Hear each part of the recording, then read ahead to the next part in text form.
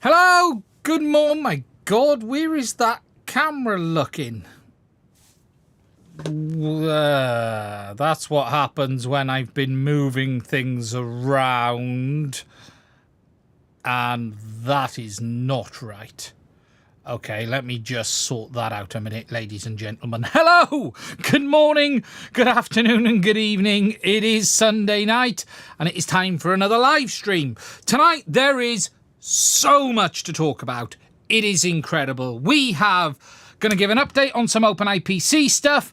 We are going to talk about the bamboo stuff. We're going to talk about the Elgu stuff. We are going to talk about the fact that the Mojito is now available to order.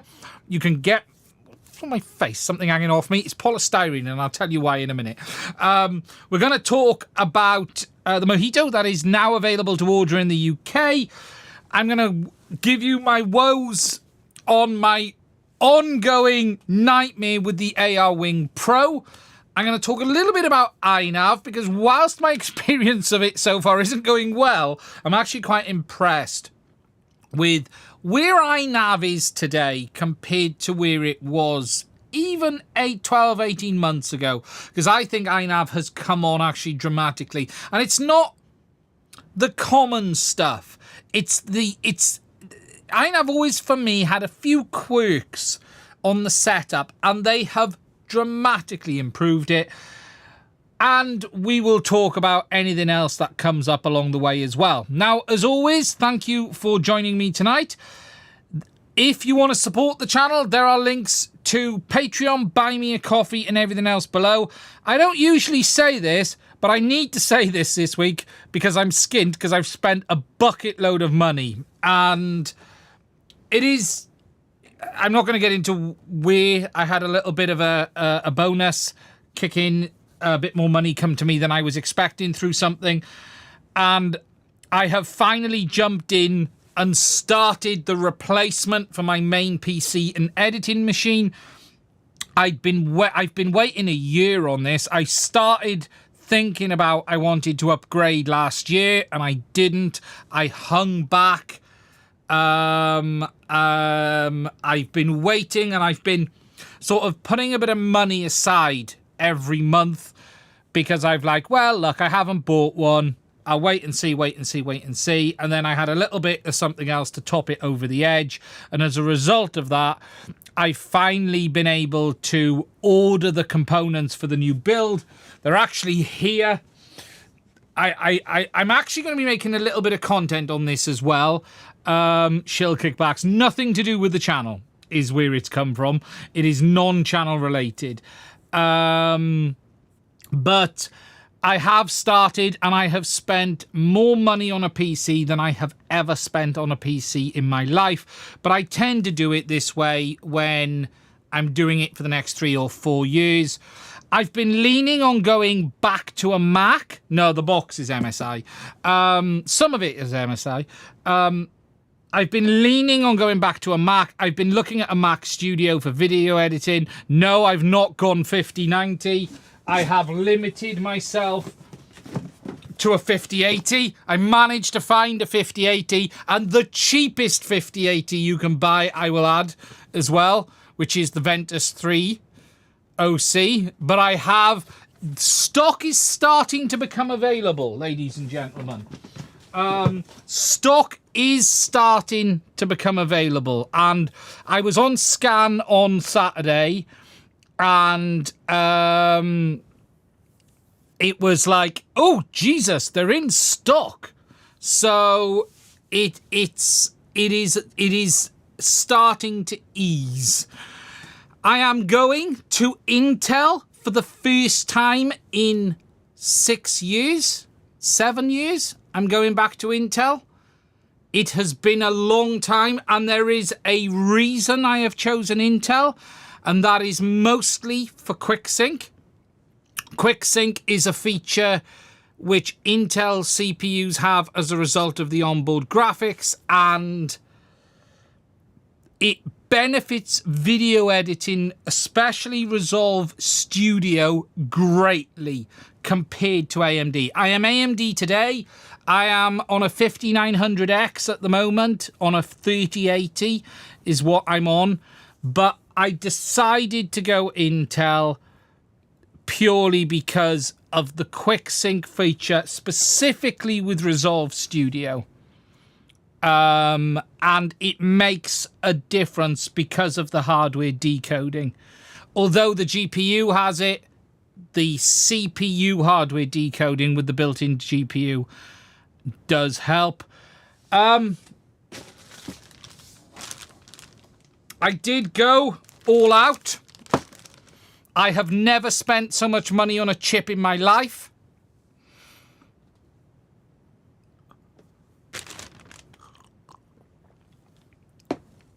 I've always bought my last gen and at a decent price. However, this is one build that I'm going to be building for quite a while.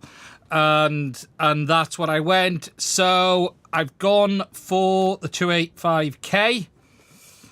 I think it draws about 600 watts on its own, doesn't it? And let's hope it does what I want it to do.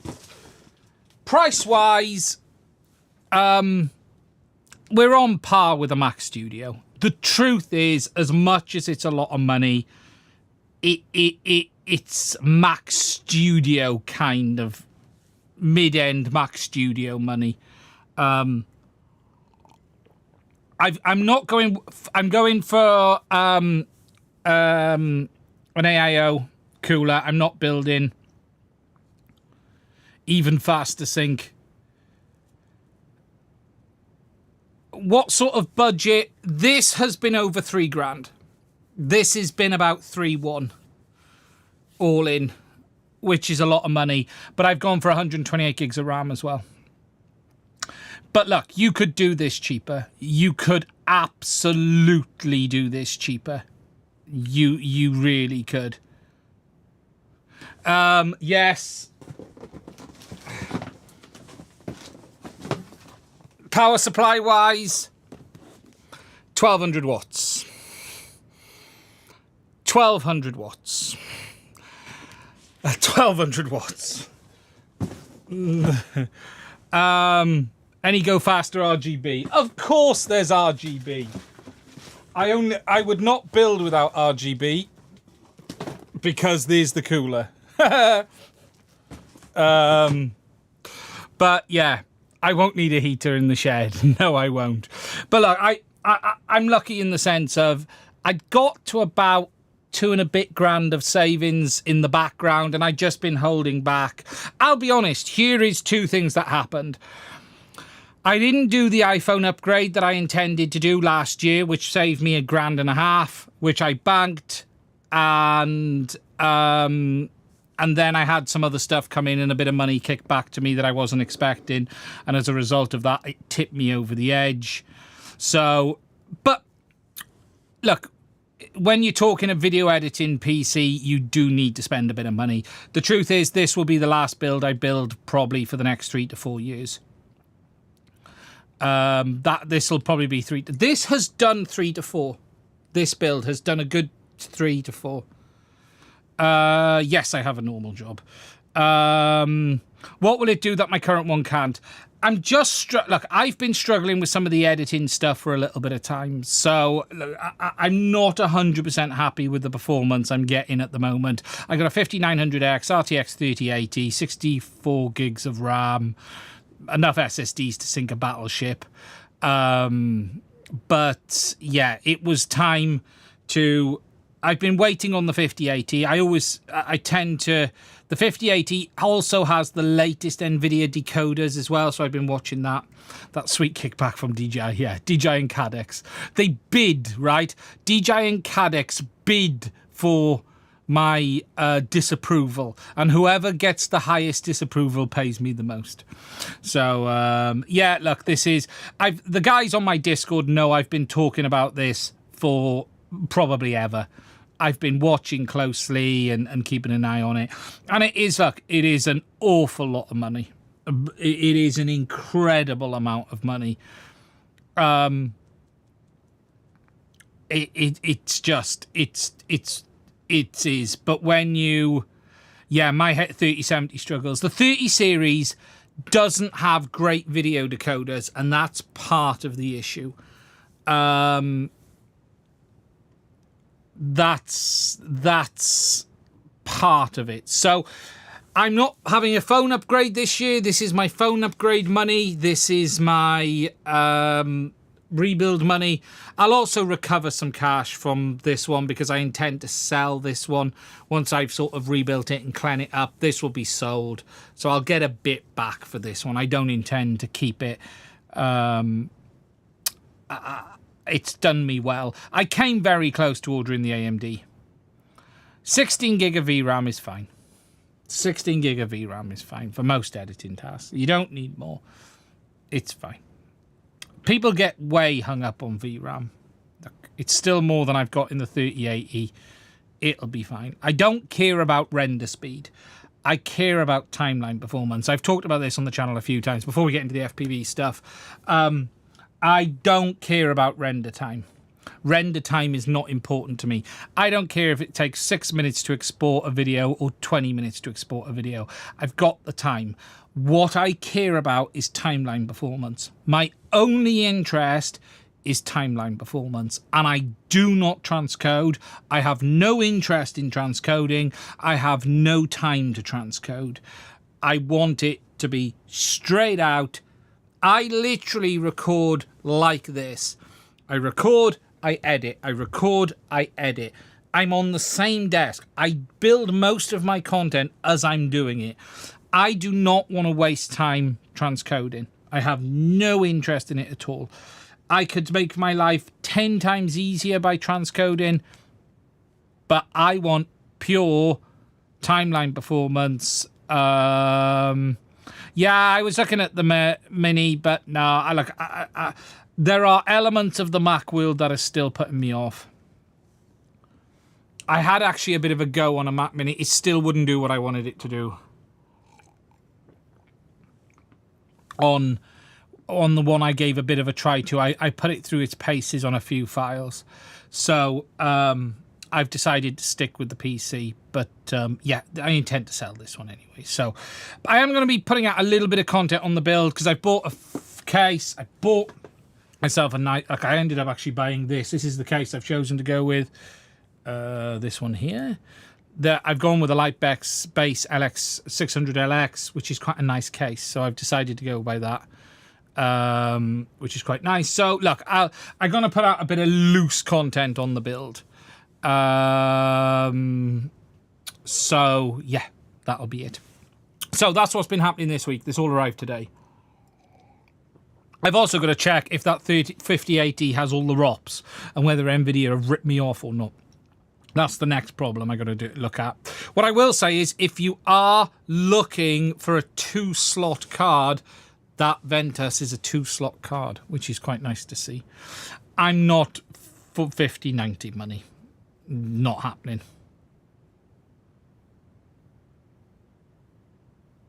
So, yeah, simple as that. Okay, now, we've got the PC bit out the way. We need to talk about the full view on everything. Before we do that, what's your thought on the second-hand mining cards they sell on Ali? Look, the chances are a mining card will probably need a repasting and There's nothing wrong with a mining card. A GPU doesn't wear out. What wears out is thermal pads and paste. And that's what mostly causes problems. If you repad and paste a GPU that's been a miner, it'll probably be absolutely fine. So, yeah. So, anyway, it's time to crack on. Now, I'm going to get through some stuff early doors, which we're not going to chat too much about. But there is some stuff I just want to update on. First of all, we're going to cover OpenIPC. Now, there's a couple of things I want to talk about on this. This week, a bunch of videos have gone out from various creators on the Runcam OpenIPC gear. If we just go to the desktop, we have Painless has put out a video, which is a good overview. Painless tends to put out like an overview and then he puts a second video out. I do actually like that style of content. It's actually quite handy as a content creator to do it that way as well. It's actually very, very efficient, let's say, because you can do a bench bit, get a bit of content out. It gets the manufacturer off your back. And I can guarantee that's probably one of the reasons Lee started doing it. I could be wrong. I don't know Lee. I've not spoke to Lee. But if he has any of the same crap that I get, which is, when's the video coming out? When's the video coming out? When's the video coming out? What Lee can do is do like a bench piece, which is looking at the new VTX. And then that gets them off your back. And then Lee can spend more time testing it when he's got the time and then put out a follow-up video later. Lee doesn't tend to do like a straight review like I do on the channel, like you saw with the HD0 goggles and stuff like that. And then it's not just me here, Lee. A load of people put it out. You've got One and Man. You've got, he's done 2. Curry Kittens put a video out, and a few others have as well. Now, it's really simple. I haven't put a video out because I don't have the gear. Runcam didn't send it to me. So I can't put a video out on something that I don't have. I have ordered the Wi-Fi Link 2 VTX and it has shipped from Runcam. I ordered it on the website and it shipped, but I can't order the VRX module because it's not available to order. I don't know when Runcam are going to be listing this on their website. I find it a bit odd that they've sent it to everyone and you can't order it. I don't understand that. Why are they not even letting you get an order in yet? I don't understand it. To me, that's a bit weird. If you go into Wi-Fi link, nothing at all. It's just not there. But I don't understand what Runcam are playing at on this. It is what it is. As soon as they list the VRX on the website, I will order the VRX. And hopefully I'll be able to sort of make content whenever that happens. As for why Runcam haven't sent it to me, I can't tell you. Look, what I will say is I've had a few issues on and off with Runcam in the sense of they sent me the Thumb 2, which I now need to review. When I was originally looking to make the content on the Thumb 2, Runcam sent it to me and there was no lens profile available for gyroflow. So they sent it out long before the lens profile was available. When the lens profile was finally added, I'm in the middle of winter and I haven't been able to fly. If I look on gyroflow, when was that released out? Was it December? That they added support for the... Let's have a look. When was this released? Here we go. 1.6. October, sorry. And I had it a bit before then. But I basically then walked into winter, which meant I haven't been able to fly. So I need to follow up on the Runcam Thumb 2.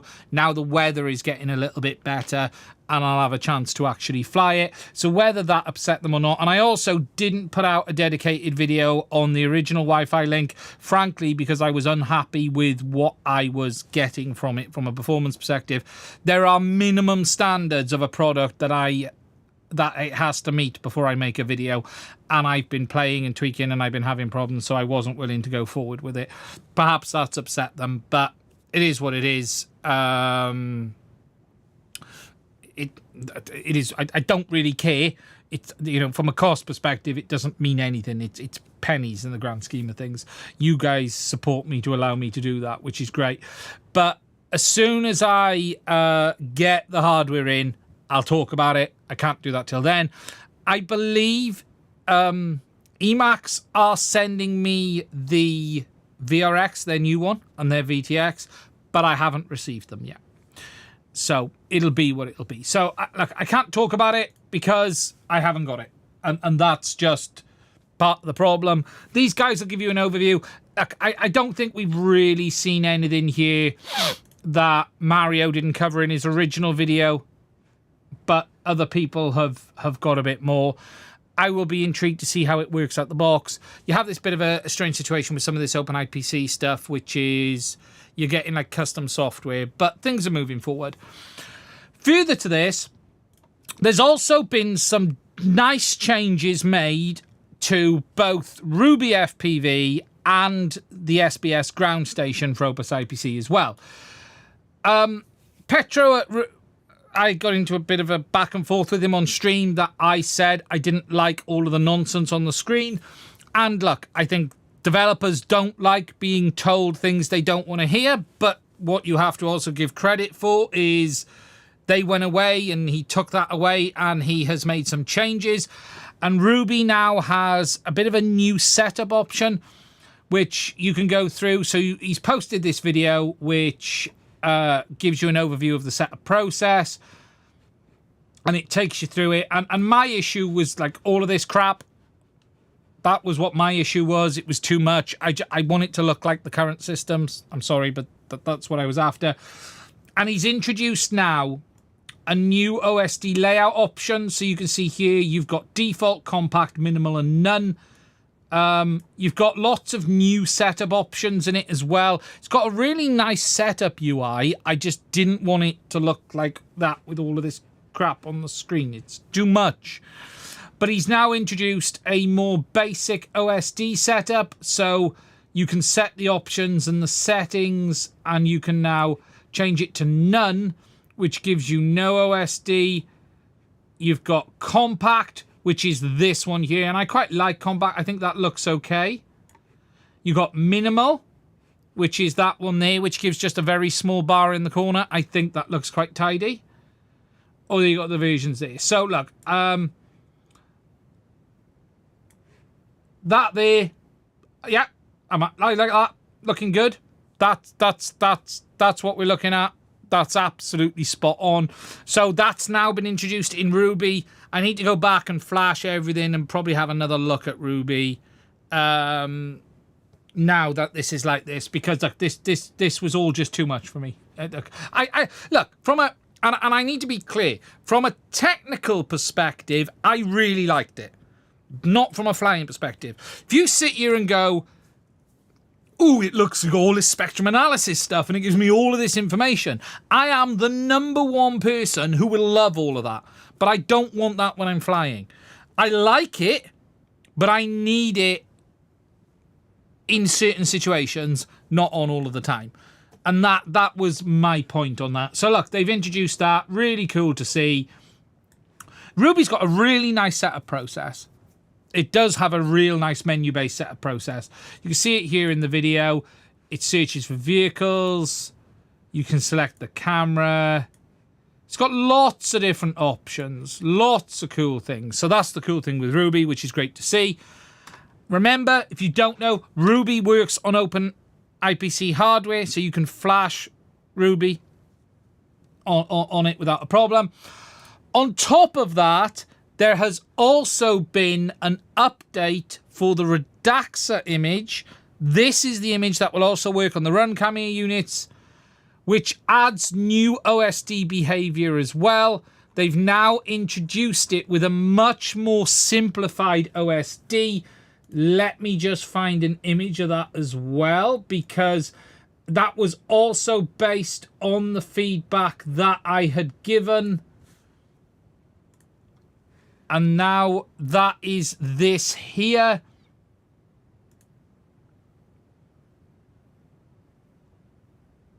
Is it this one? No, it might not be this one. Let me just check it. Which video is it? No, sorry, it's not that one. It is this.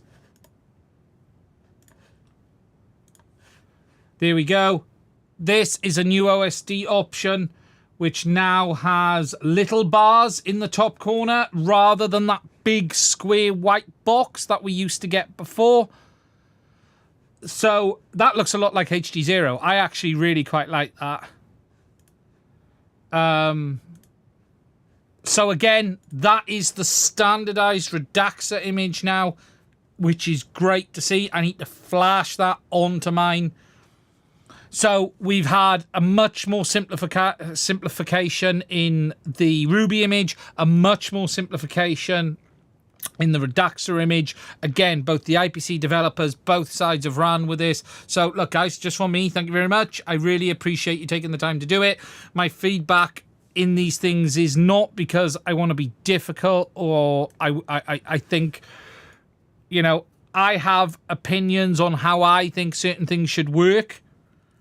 And that's what I'm used to in the sense of from other systems, and my opinions are not going to say perfect, but I think at times I do talk a bit of sense, and it's good to see that that has been taken on board, because I think that is better way forward. Replicate what we've got so it now sits in and similar to other systems, because you want to make it look similar. You don't need to be different. The key to OpenIPC is not features. It's not blowing it over with all of this OSD stuff and data. The key to OpenIPC is open source cost. Open source. That's the key to it. What's the selling point of an expensive OpenIPC kit? I thought the whole point.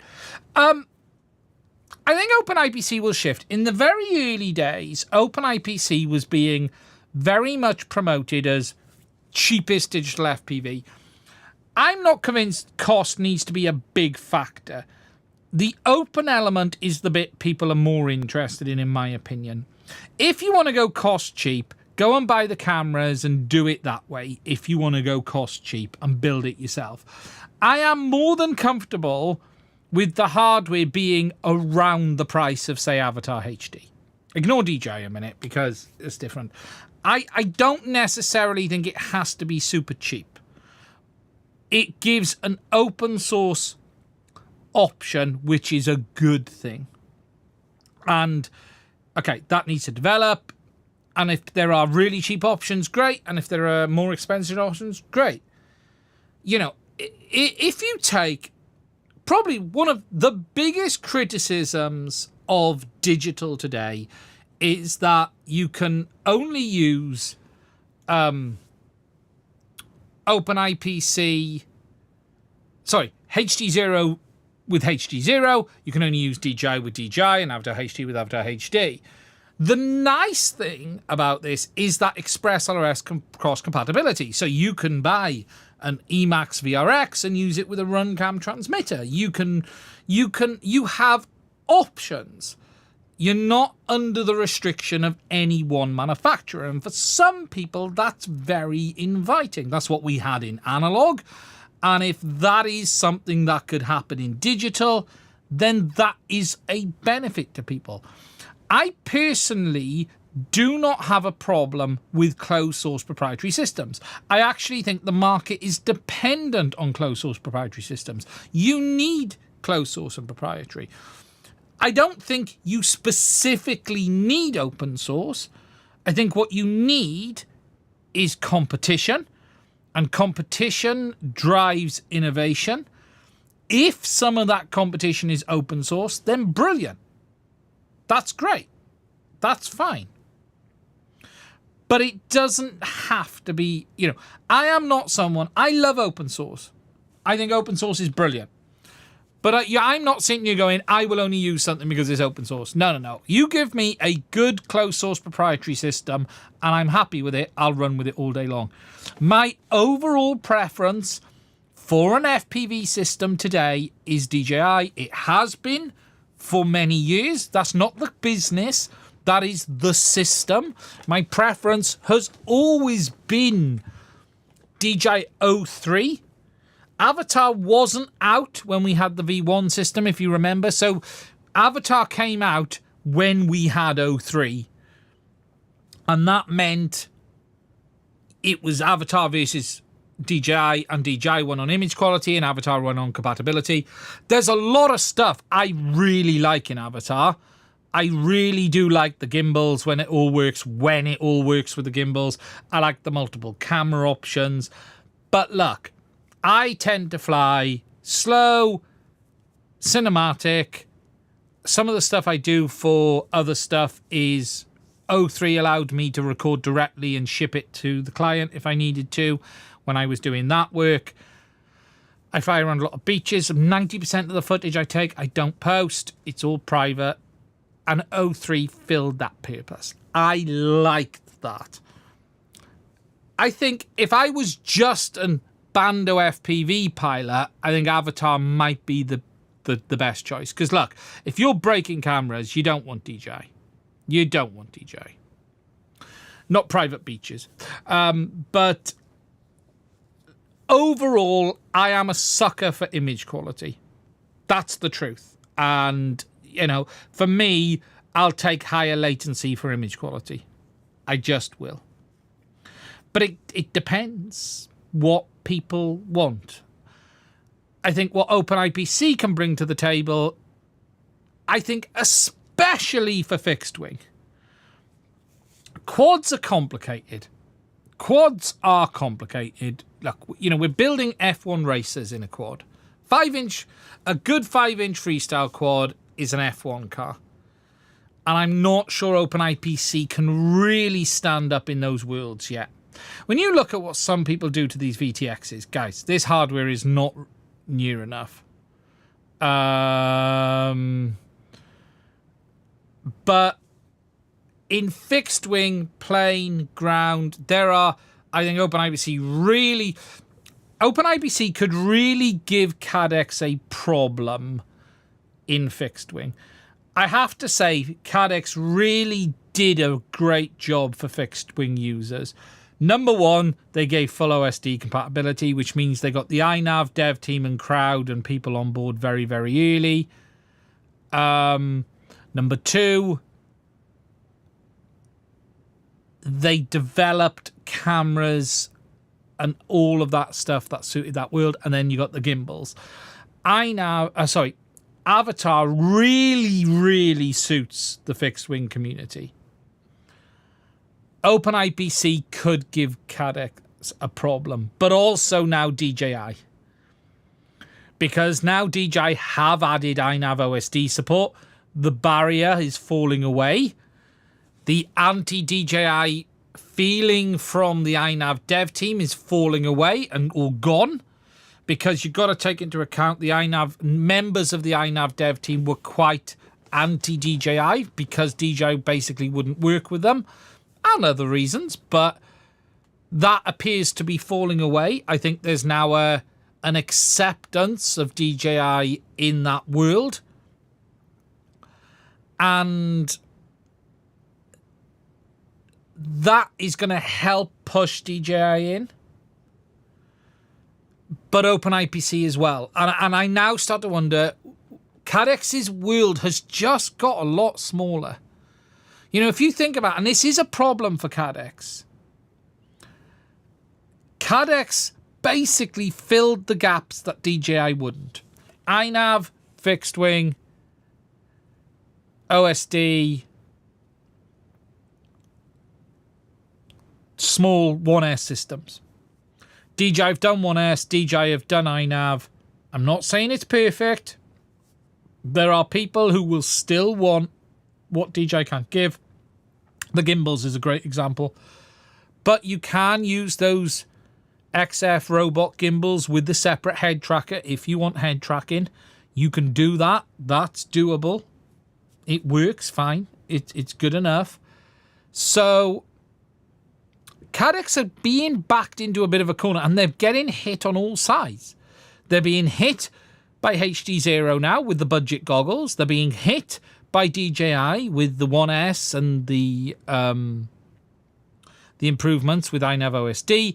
And then OpenIPC is there in the background just going, hey, we're coming. You know, we're here. It's not ready yet. I'm not going to pretend it is. Someone asked, do you remember your first comments about OpenIPC? Has that view changed? So my view has changed on, I am absolutely surprised at what they've been able to do. The dev team, my opinions around the dev team completely changed because we had a talk and all of that stuff sort of was settled and put to bed. And I think the dev team has changed a bit in the sense of their opinions have changed as well. And that's evolution, and that's great. Look, do I think OpenIPC will ever replace DJI? No. It's never going to happen. Look, I will fundamentally sit here and say, I do not see a world where it will absolutely out and out replace DJI, lowest possible latency, HD0, all of these things. Do I think it can fill a market? Yes. And again, I still think fixed wing is its bigger market than quads. Or long range. Long range quads, maybe. I'm not convinced. I'm not saying it can't. I'm not saying you can't race with it. And here's the way to interpret this. Just like DJI will not replace racing with race mode. It will not replace HD0 in racing. OpenIPC will not replace DJI in cinematic or DJI in thing. There are differences. They all have their segments. What I think is really interesting is the effect it could have on CADX, because CADX are really starting to be backed into a corner. HD0 wins low latency without doubt. There is no one who comes near. It's not even open for debate. It acts like analog. It works perfectly fine with race systems. Carl has his dual VRX modules, his monitors, his displays, his event receiver. He has all of this new stuff coming as well, which is really cool, where we've got the not networked isn't the right term to use, but you've got the sort of linked receivers, nodes. So HD0 absolutely has its world. DJI wins hands down in image quality and DVR recording. No one gets new DJI in DVR recording. No one gets new DJI in image quality. No one gets new DJI in penetration and overall quality of the product. The quality of the product is phenomenal overall. Ignore the 1S board. I think you have to give the 1S board is naked. I'm starting to see more and more people damage them, and that's gonna happen. It's not the bloody board's fault. It's naked. You can't expect a naked VTX to stand up to the punishment. And some of the damage that I'm seeing does make me wonder how hard people are crashing these. So DJI overall have that market. CADX used to fill the middle ground. But OpenIPC and DJI and HD0 are eating into that. CADX had a budget goggle. DJI have a budget goggle. HD0 have a budget goggle. CADX had INAV OSD support. Everyone now has INAV OSD support. CADX had 1S, whilst HD0 did, but DJI didn't. DJI have 1S. So CADX's world is getting smaller and smaller all of the time. And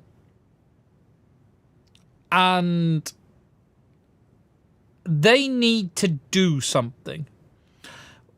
That something is, you know, from a V2 perspective. Look, here's where I think if CADX could sort this freaking mess out with the codec, I don't care about a V2. It doesn't need longer range. CADX has longer range now.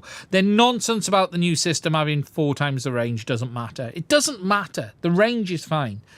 The camera selection is good enough. It's fine. The VTX selection, whilst they are a bit fragile, is fine.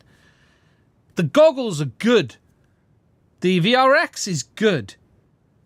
What CADX lack now is that codec.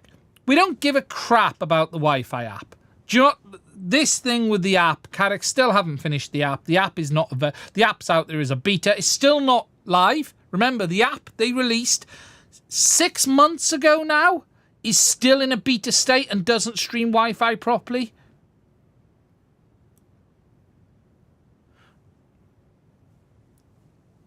Focus mode still doesn't work properly. And the codec. Bin the app. I don't think anyone cares about the app. Worry about focus mode and the codec. If they just got those two, I think they could just... They can hang on another year or two.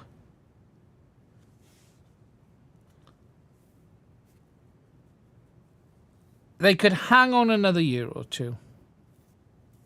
CADX somehow is more China than DJI, hard to deal with, less trustworthy, and doesn't help me. So that's where we're at on that. So, OpenIPC, good news. Lots of good going on. I need to get back into it. Now the weather's changed, we will be back into it very, very soon. Whilst we're talking about DJI, it is time for me to have a little bit of rant about DJI and specifically O4 on the Goggles 2 and the Goggles Integra. As of today, which is the 23rd of March, all of the issues that were there on launch with the Goggles 2 and Integra remain. There are ongoing issues with that combination of hardware. Now, when it comes to O4 and Goggles 3 and Goggles N3, everything is peachy. Everything is fine. Everything is working as expected. The issue remains that the ham file doesn't work properly with Goggles 2 and Integra.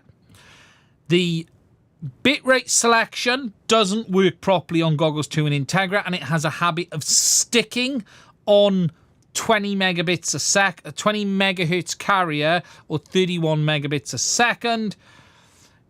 It has a boatload of issues on the Goggles 2 and Integra that are not there on the Goggles 3. Now, I think this is all related to the new firmware, not on the goggles, not O4 itself. I don't think DJI fully finished it. I have a real worry that DJI will never fix these things. If you take into account DJI do have a long history of abandoning users on things. And what I mean by that is this. DJI released new firmware for the Air Unit and Vista, which made them compatible with the Goggles 2 and Integra. On the original Air Unit, they removed the DVR function and they never gave that functionality back.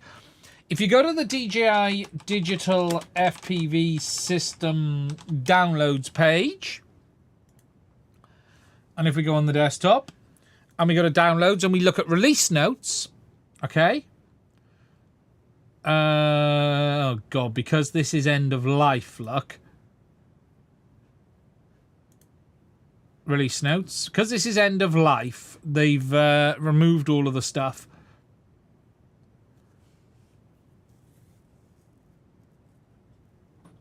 If we just look down and read into the notes, where is it? It says about the recording. It originally said it. Oh, there we go. My cup of tea's arrived. Thank you very much.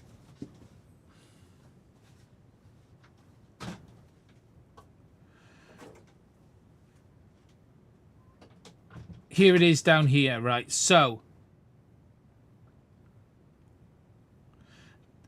where do they talk somewhere about the recording and they say coming soon and it never arrived. So it's this firmware. There you go. Recording from the Air Unit is currently not supported. Currently. DJI never fixed that. In the support for this, they never fixed that. And my real concern is they are going to somewhat abandon users on the Goggles 2 and Integra. I don't believe those issues are with the O4 ear units. I believe the issue is with the Goggles firmware, in my opinion. Now, I will be making a dedicated video on this, but I am concerned that DJI has somewhat forgotten about this. I've heard a couple of whispers that basically after the INAV firmware, they were moving on to other things.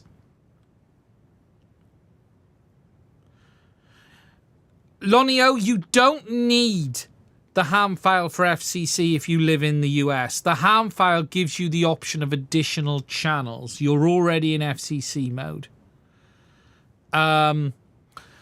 So, look, there are a number of issues on the Goggles 2 and Integra that DJI still haven't fixed. I'll be honest, Goggles 3 are bob on, and I would strongly advise if you were getting O4 is to go for Goggles 3. That would be my advice. That would be the best advice that I could give. It definitely works different. The image quality is just insane on O4. It really, really is. It really, really is insane. It just is. But look, DJI, you know, my concern is they're not going to fix this stuff.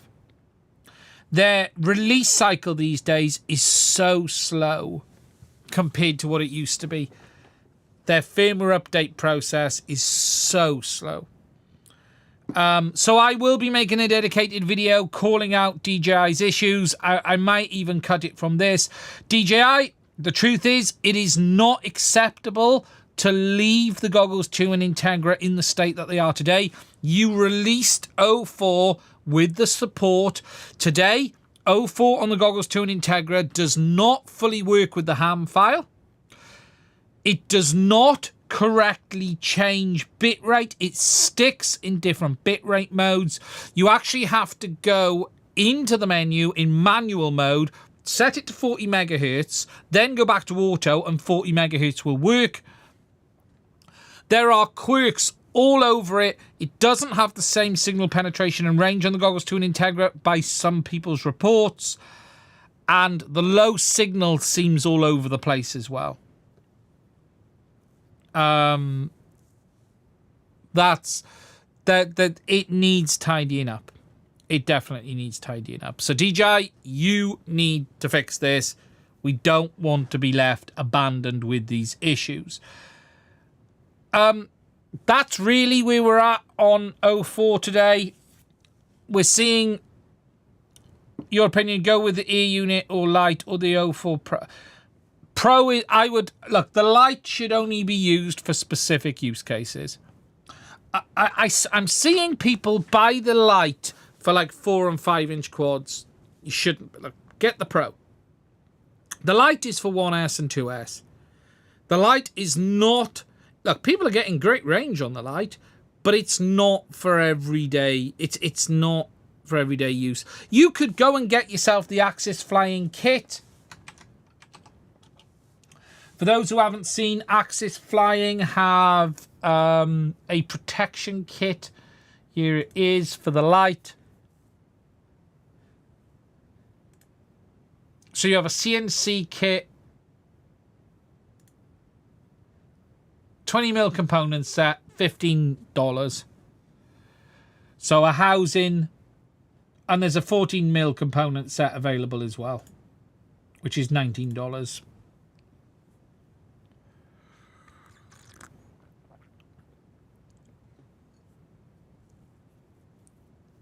NeoFlow said the Vista low latency mode isn't far off. No, it isn't. And that's what I said when they released it.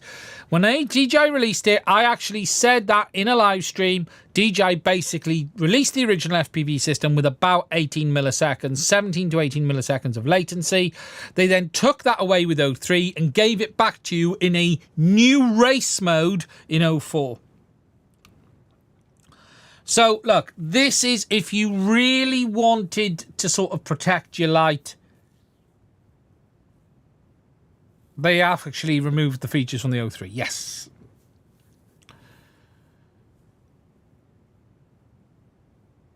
Latency on 120 is not really the same. Not on the same system, but the 120 mode on the V2 had about the 15. Yes, it is harder. Agreed. It is harder to get the same latency on 100 frames a second. Yes. Vista and rate mode aren't the same in any standard. They are very similar latency levels. The big difference is how the goggle displays the image. It's not actually the system. The Vista will do 16 to 17 milliseconds on a set of V2 goggles in low latency mode. The latency is about the same as race mode. The difference is how the image is delivered to you in the V2 goggles. I have said this a number of times. The image delivery on the V2 goggles is horrific. It is all over the place. One of the big things DJI introduced was basically V-Sync on O3, and that's what's in O4. V-Sync, or whatever you want to call it, but it synchronizes the camera refresh rate to the display refresh rate, and it rolls the frames in nice and smoothly. Whereas the V2 goggles drop in half the image at the same time. Yeah, the codec on the Vista was like walk snail. It is as bad. You forget how bad it was when you go back and look at it.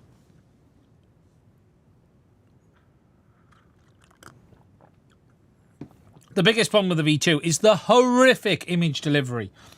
I've showed that in the latency videos when you look at how the image comes in. It is terrible.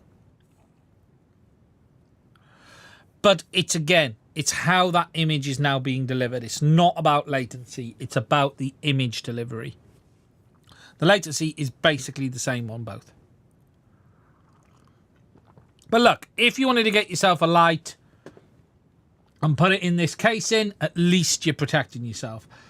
I need to order one of these kits in. I definitely need to order one of these kits in. But I'm not paying $20 shipping.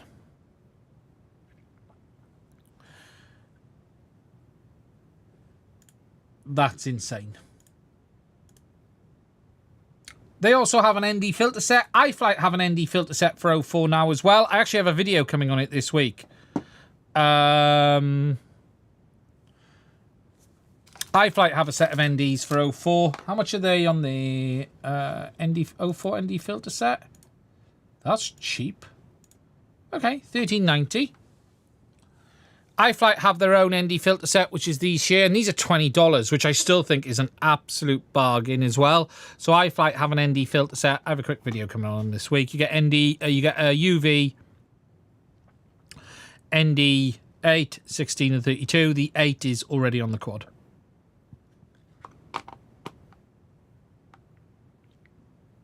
$20, which I actually think is really cheap. That's the Pro, yes. That's the O4 Lite. Good point. Never spotted that. That's the Lite filter set.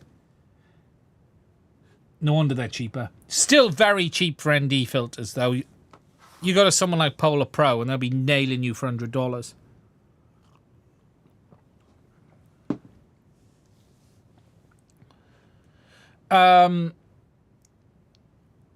Goggles 3 are compatible with O3. Yes, correct.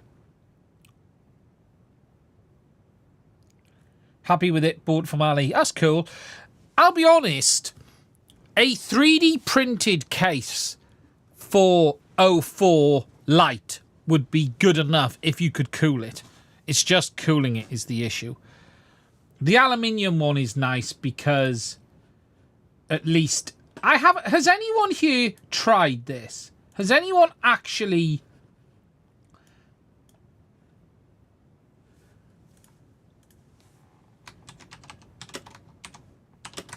Has anyone even made a video of this?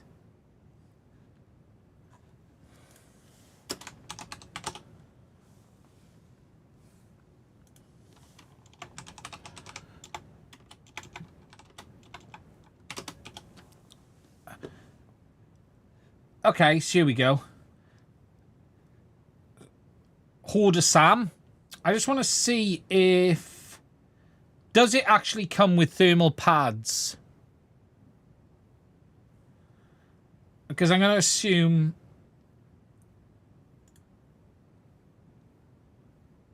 I'll have to order it from AliExpress. So there's the camera kit.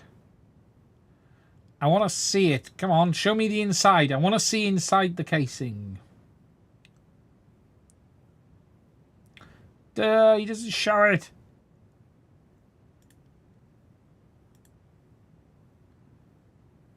There we go. Come on. I want to see inside. Take it apart. It comes with thermal grease, does it? Okay, good.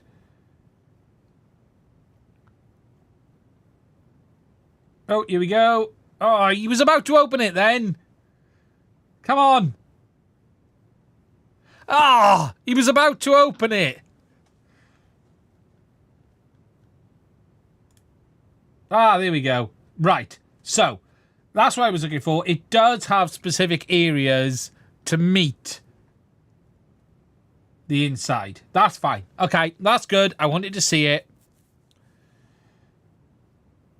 That's fine. So it will... Cool. That's what I wanted to see. Yeah, the Axis flying kit's pretty good. It's unclear which way it's got to be mounted, though. I can tell you that from there. I could see that already. I probably need to order one of these in and make a video then, do I? So, that will be, if we go to FPV Wiki, actually, I've got it in my hand. I've got my broken one here. My camera has actually failed on this now. My camera cable. This one is out of battering.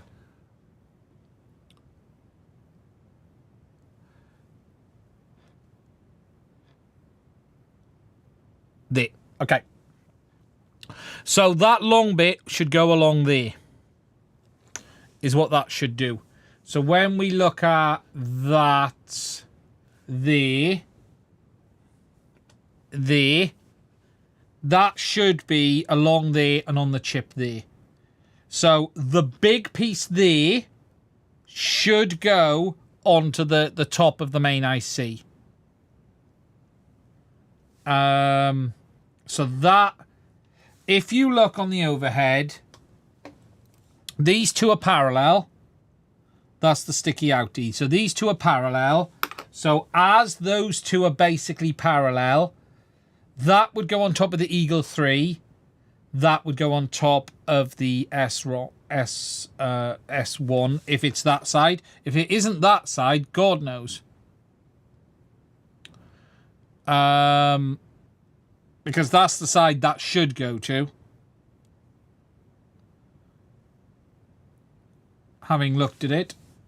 And what's on the other side? Is there an inside on the other one? Does he show?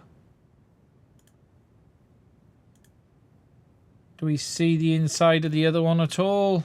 Right. So, there, on this one, yes, an impact would still fracture the main chip. So that then is going to be going on top of the round chip there. Is what I would expect. Looking at that, and then, yeah, because if you orientate that like that, and that upside down, there, yeah, there you go. Pretty straightforward.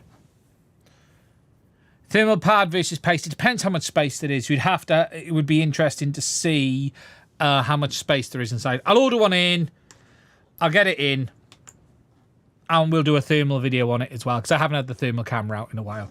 So I will. I'm not paying that money from. I'm not paying $20 shipping.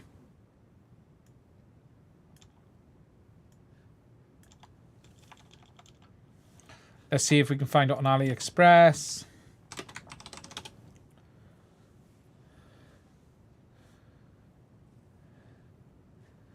Are we able to find it on Ali? Here you go.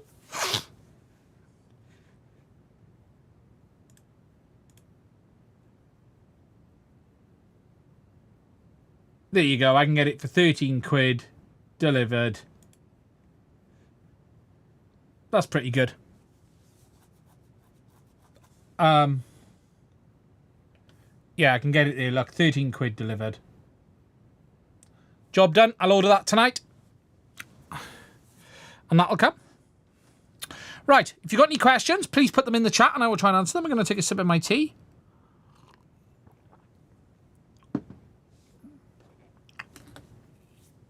Yeah, 13 quid. It's a no-brainer.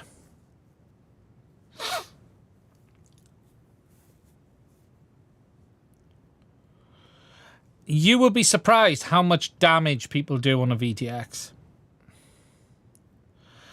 We will talk about the H2D in a minute.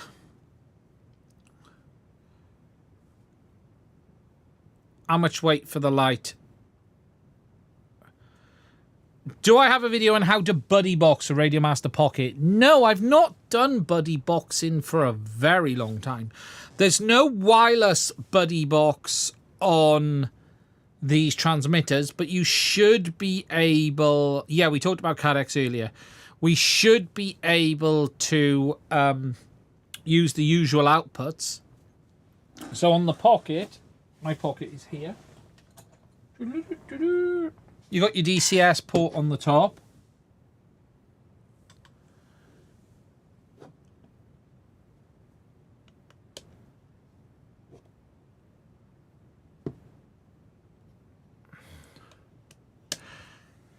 What's the chance of fixing it changes second batch of O4s? I think DJI have already made improvements to the UFLs. Everything I've seen suggests that they've improved it. DJI N3 or HD Zero Box Pro, completely different goggles. That's like asking, do I buy a scooter or a Mercedes or a bloody van? They're two different products. You don't choose your system based on the goggle. You choose the system based on what you want to do. Yeah, we'll talk about that ENF in a minute. I've got that all lined up as well.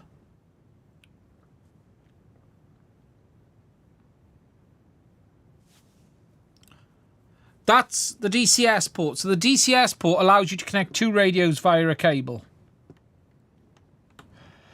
I would have, yeah, look, I would have thought new production now will be batched. We're probably, look, DJI's not really batches now. They'll just be producing it every day. I think the initial stock had some issues. I think DJI, looks like DJI have improved the UFLs. Even the comments from people talking about the UFLs coming off have virtually vanished. They've dropped to next to zero. Now, I'm not seeing anyone saying it on Facebook, Discords. I think it was very much a day one production thing. DJI would also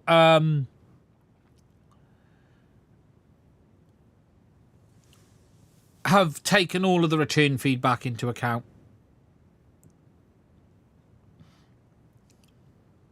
DSC, yeah.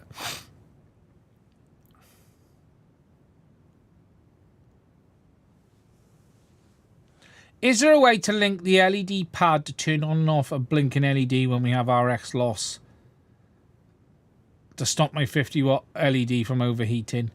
Not really. What you could do with is probably a PWM switch or an output switch and program it through the special modes.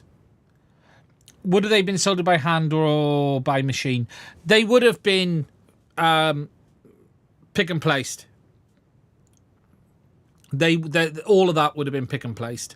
So pick and placed and the board heated. How they manufacture two-sided boards is very complex. And heat would have been especially with different size components, it gets complicated. But yeah, DJI would have used almost like an infrared thing to pass it through. and it all would have been floated. Whether they're now hand touching them up, I don't know. They may have simply just increased the amount of paste. They might have even created like a jig to push them down. I wouldn't have thought they're hand placing them, but it does look from the images I've seen that the new soldering is much, much better.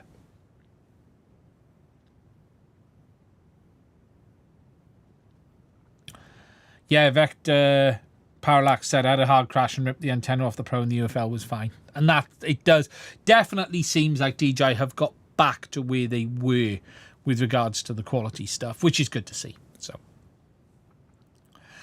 okay, right. A couple of things while I'm waiting for some questions to come in on the 3D printers before we get on to talking about the other stuff.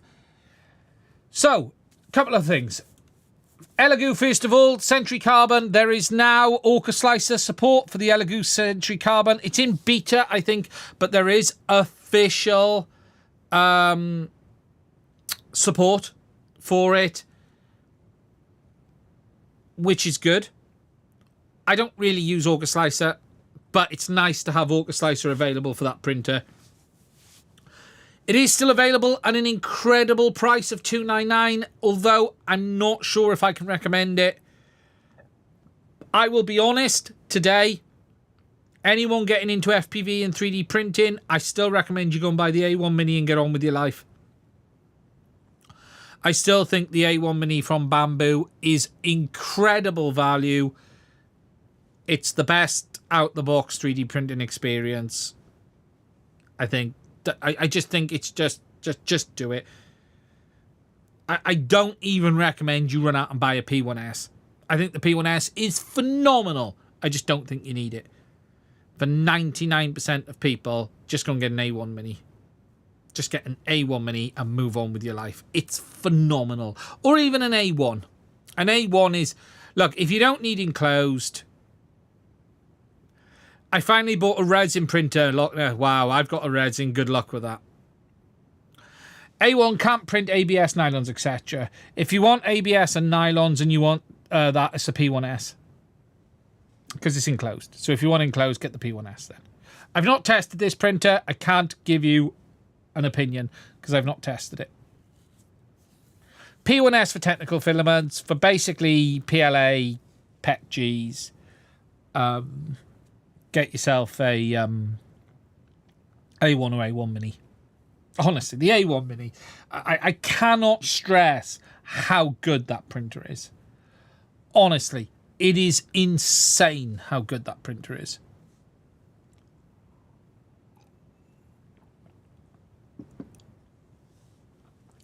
Yes, this could do those things, but I've not tested it, so I can't tell you. I can't recommend a printer I've not tested. I can only recommend a printer that I've tested. You know, I can't say go buy this if it's a load of shit. I think it is interesting for the money. There's no question about that. That $299 price point is incredibly interesting. Less so at the 3.7. The $299 is frankly insane. I've seen some stuff in some of the reviews that make me wonder. There's a couple of comments in the reviews. I do wonder. For the money, it's... I hate that 80% of the reviews were sponsored by. Yes, exactly. And that's part of my issue. How important... Okay, here's a question. Should I buy one to review or is it not important? There's the question. I can't review every printer. I just can't. I'm not a printing reviewing channel.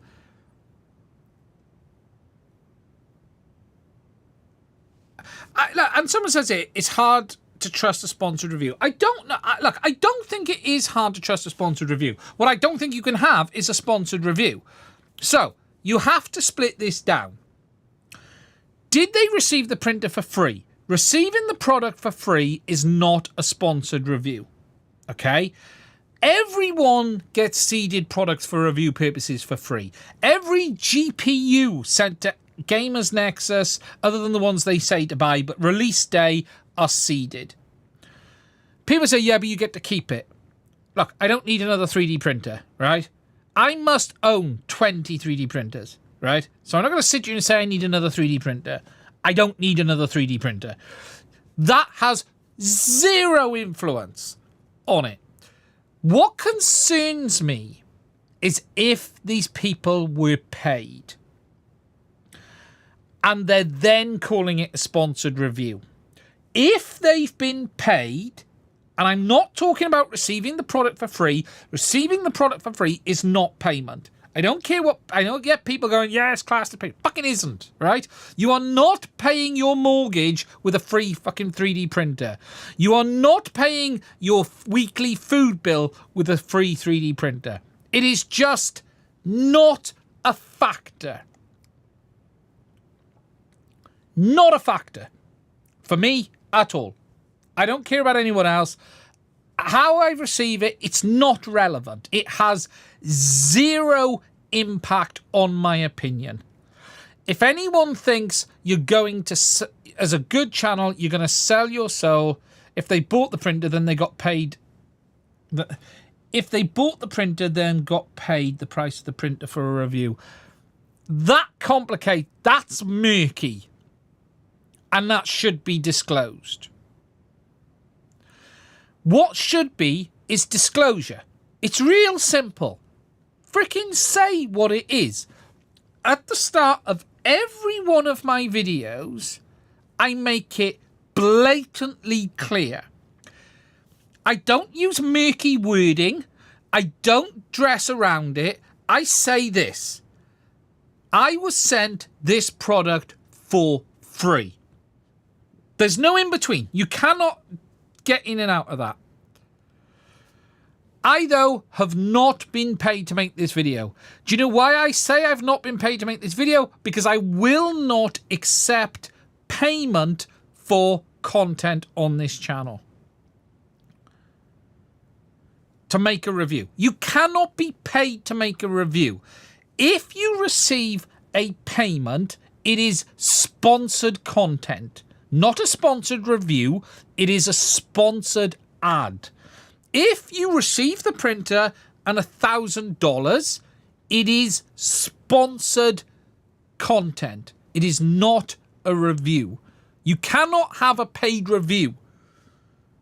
The two words cannot go together. In my eyes. I have to say this is in my eyes. You can't have a review and payment. It's just not possible. The two cannot go together. If you're paid to make a video, the chances are they have had editorial control. It's how it works. They will have a sign-off on the video. Therefore, it is not independent. It is not a review. And this is the difference. Now, I have zero change in my feelings if I've paid for the product or not. The fact I've received it for free changes nothing. People always say to me about radios makes me laugh. Oh, you got the radio for free. He's always going to say good things. Does anyone think I need radios on this channel? Do you think I need quads on this channel? Now, I know the 3D printing world is murky. And this is the problem. The 3D printing world is murky, and that is the issue. It is a very murky area. That's the problem, and how the people in that world behave is an issue for me. But here's the truth. And here in the end is what all of this comes down to, right? It doesn't matter if you're paid or not. It doesn't matter if you've received it free or not. If you're honest, nothing changes. If you're genuine, nothing changes. If you have integrity, nothing changes. If you want to say the best for your audience, nothing changes. And here's a great example. I had my P1S review is at over 200,000 views. It's one of the higher view videos on the P1S. It's one of the higher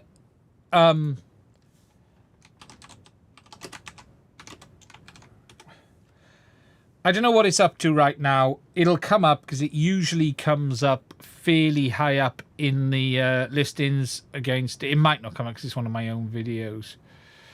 It'll come up. Oh, it's one of mine there. Look, I've had 267,000 views on that video. There it is. There you go. Sorry.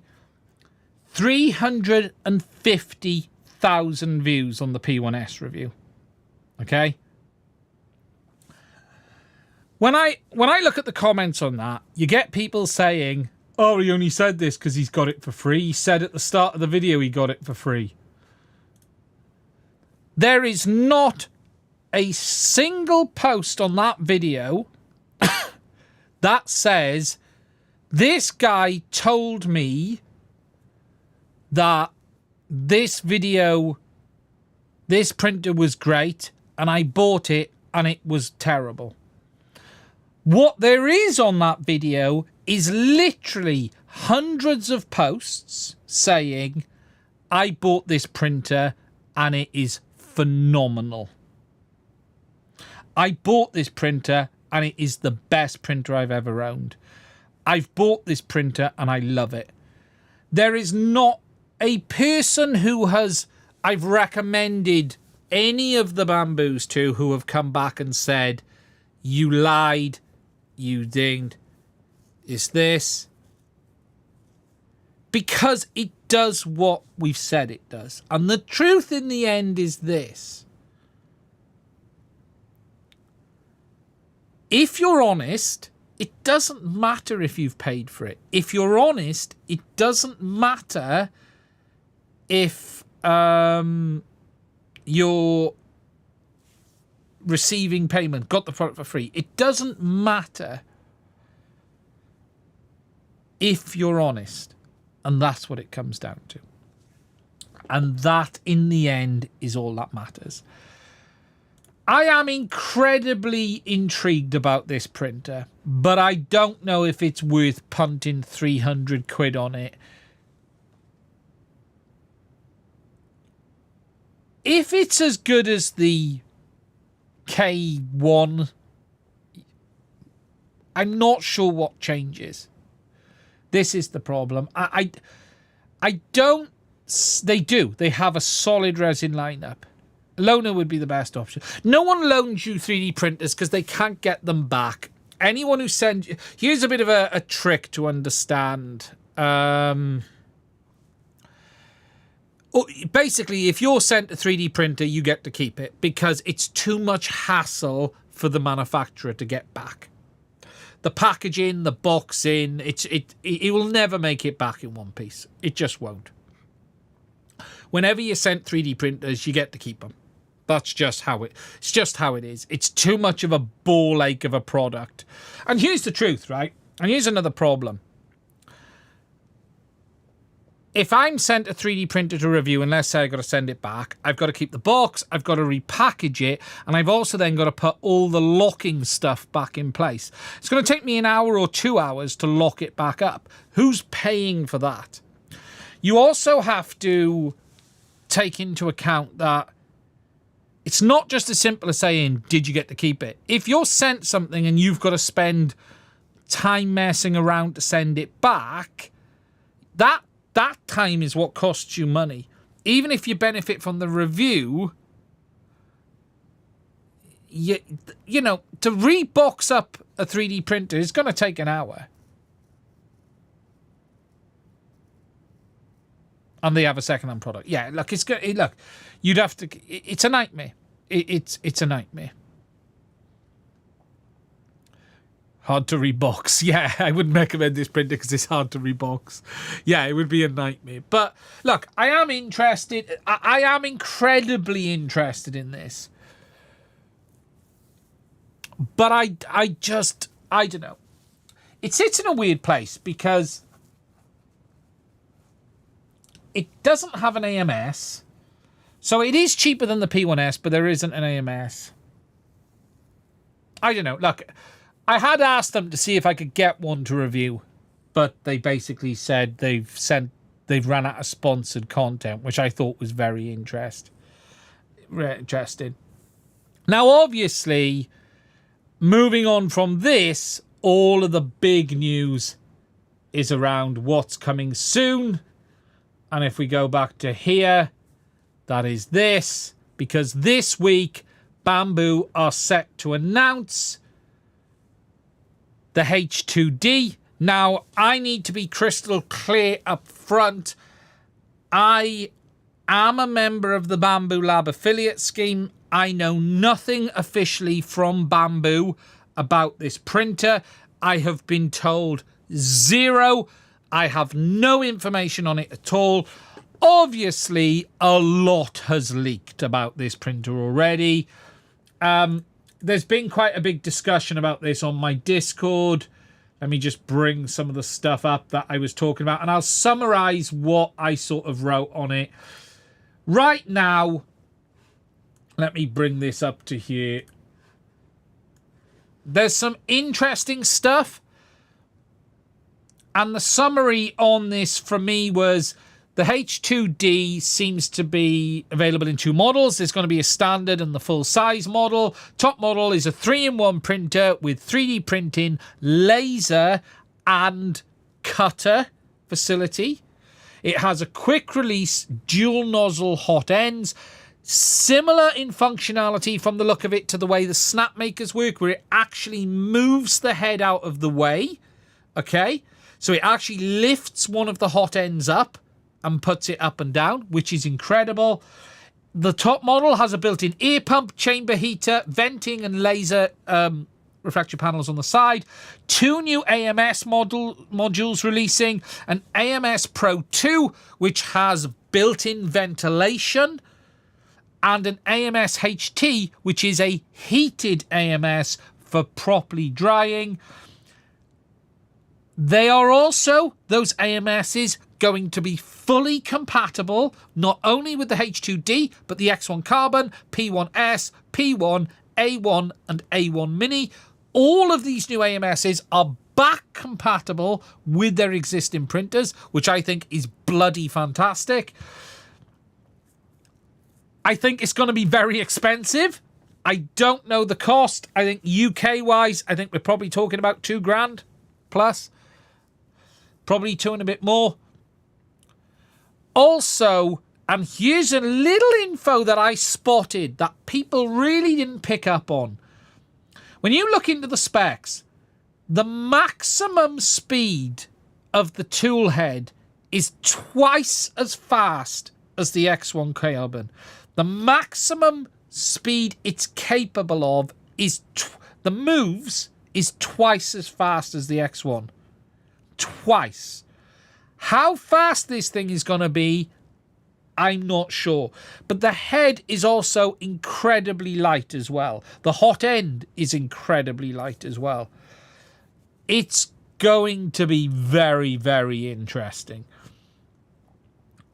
I'm not sure how I feel about the laser engraver and the cutter.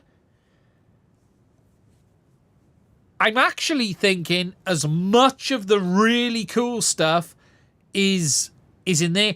There's something like 5 cameras, 3 or 5 cameras. When you go through it, it's got 3 cameras. It's got, when you read the spec, there's 3 freaking cameras in the spec. Where are they? Let me just find them.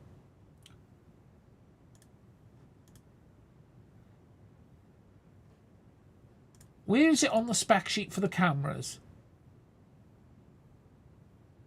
See here. So look, when we go onto here, live view camera, nozzle camera, bird's eye camera, tool head camera. Hello?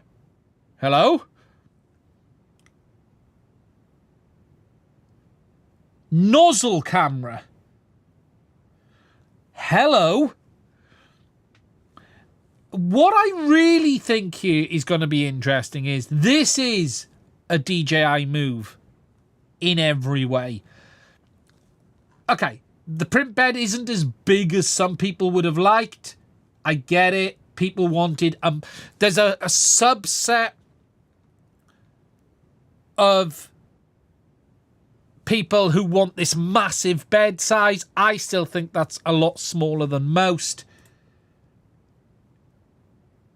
What I actually think is really interesting is they're pushing it forward.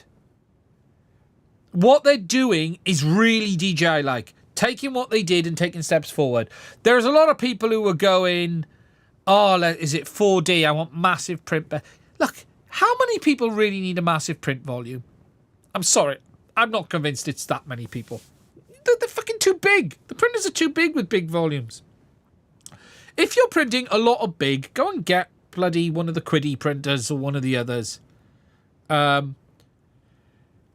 What I think is all of the detail on this is what will make this printer. If they've got like all of these cameras, which are going to be really cool, so you can see stuff. If you're going to have this fast speed, the additional laser cutting, all of this stuff. I think, though, this is going to be expensive. And I don't know the cost. I have no idea. But I think it's going to be expensive.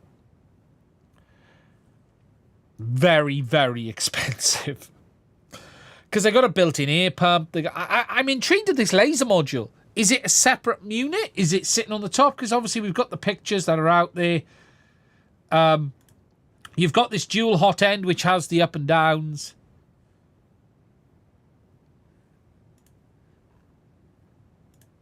Beauty and mechanics.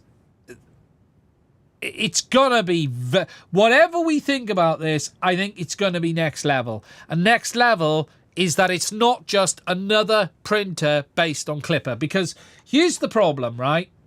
This is all nice, but let's be realistic. What this is another cheap copy of the Volrons. Bamboo didn't create this style of printer. Bamboo didn't create Core XY. It's been around for years in Volrons. What Bamboo did was bring Core XY to the masses in a turnkey out-the-box solution. But this is just another Chinese hardware manufacturer making a printer based on a copied version of Clipper. It's running Clipper software, which is a closed version of Clipper software, which isn't fully compatible with normal Clipper. You can't just install Clipper. It's the same problems that everyone else is doing. Same as the Quiddies. Look, I've got two big Quiddy printers. They're good printers. But look, all of the Chinese manufacturers, Creality, Quiddy, Elegoo here, all of these others are basically just creating hardware and using off-the-shelf software for free to be able to make their products. Bamboo is doing it all from scratch. And that's what gets really interesting. That's where you start to see the interesting stuff. And it might not be for everyone. You know, this isn't an open source printer. Don't be fooled into thinking it's an open source printer. Because it's not open source. It might be using Clipper, but that doesn't mean it's open source. What that means is it's using a version of Clipper.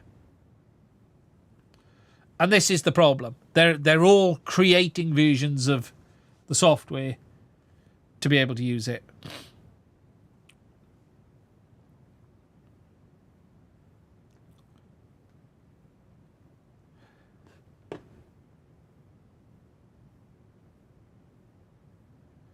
So, we're going to have to wait on the Bamboo a couple of days.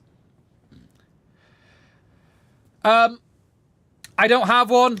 Don't worry. You're not going to get a video from me. I will be making a release video once it comes out just to say, oh my God, I'm blown away. Look, I'm not going to be in the position to order one of these in the near future. I don't really... I need to see it. I need to understand it. And I still will find it hard to believe that this will be the best printer for FPV.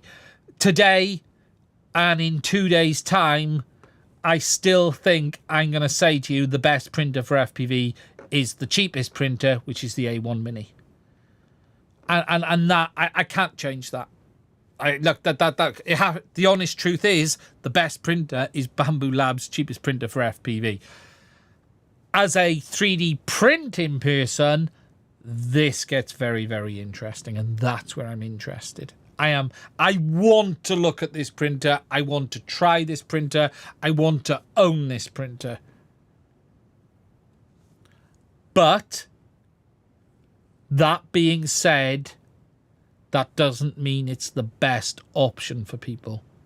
But I will be aiming to get my hands on one of these at some point. I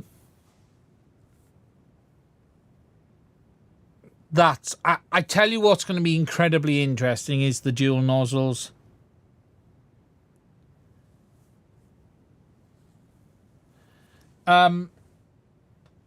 Chiller, is it true digital crop on O4 Lite? No! There are rumours going around that DJI is going to release a firmware. These rumours at the moment are complete tosh. There is always a digital crop, because if there wasn't a digital crop, you'd have vignetting. There has to be a digital crop on the sensor, because if you didn't have a digital crop, you would have vignetting at the round of the image.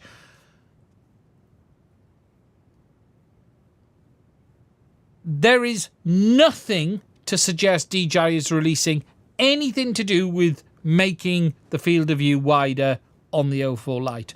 If you want a wider field of view, you're going to have to change the lens. Would there be vignetting if the lens is the right size? Yes, there will always be vignetting. Well, no, you're right, but DJI do crop, basically. DJI do crop because the crop is always there. It's the same crop with and without Rocksteady. If you notice when you look through the lens, it's the same crop with or without Rocksteady. So what that tells you is DJI are absolutely cropping in, but they've never released it beyond that.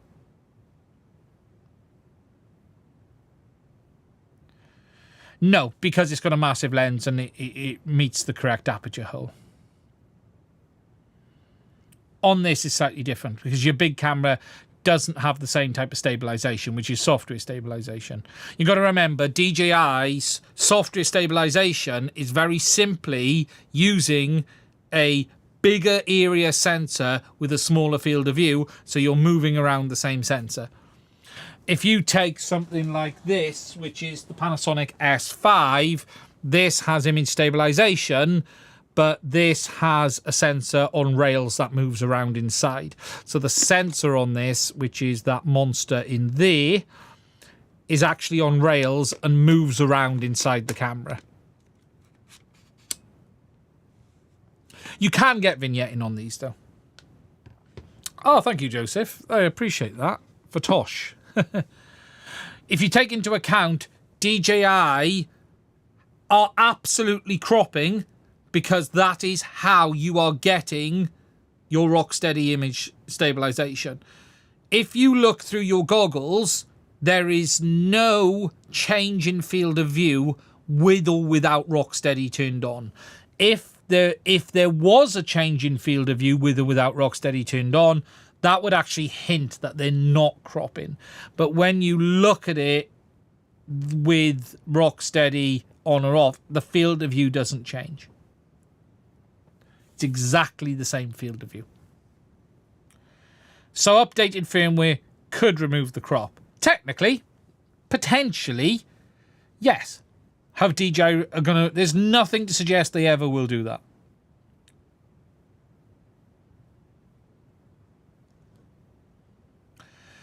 Was really thinking about replacing my P1S with the Core 1, but heard it was louder than the P1S, and I have 4 AMSs. Not keen on what Prusa has to offer on the Core 1. That's the problem, Robert. Prusa, look, that Core 1 is a really interesting printer.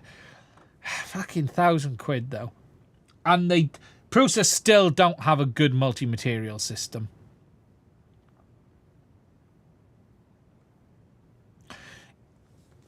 Is not Rocksteady applied to recording, not the goggles? Yes, but the field of view doesn't change. Either side.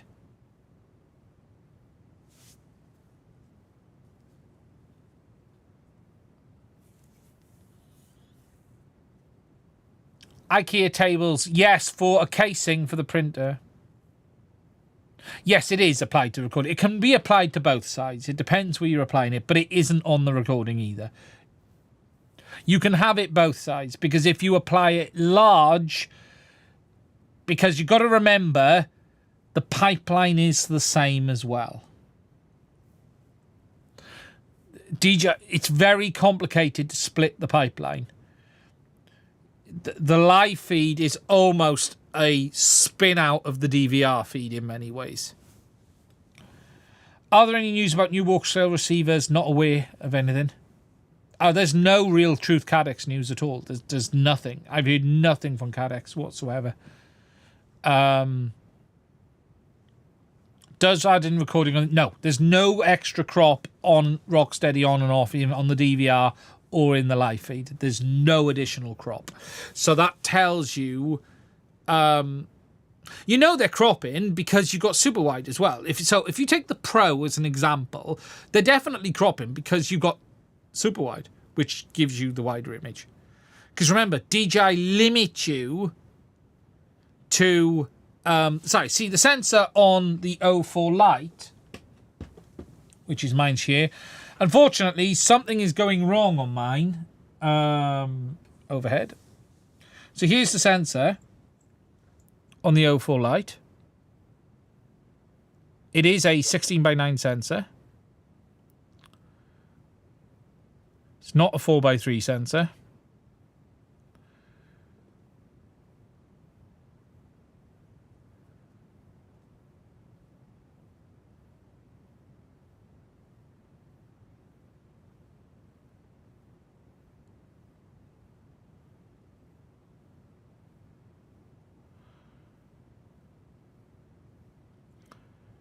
Jason, no issues at all.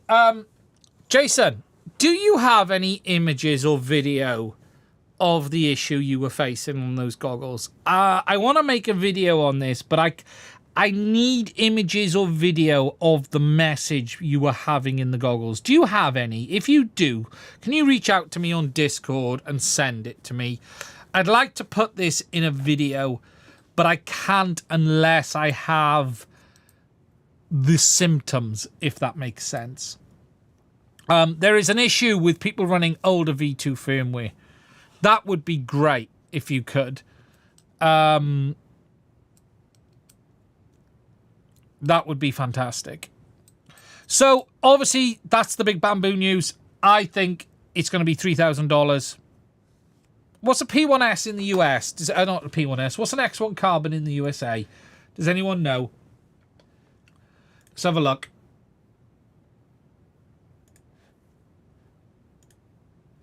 It doesn't also look like DJI is getting rid of the X1. So $1,200. No, see? Fucking hell. Okay. $1,500. Yeah, it's going to be double that, isn't it? It's going to be double that. It's going to be at least double that. Yeah, £2,000, probably $3,000.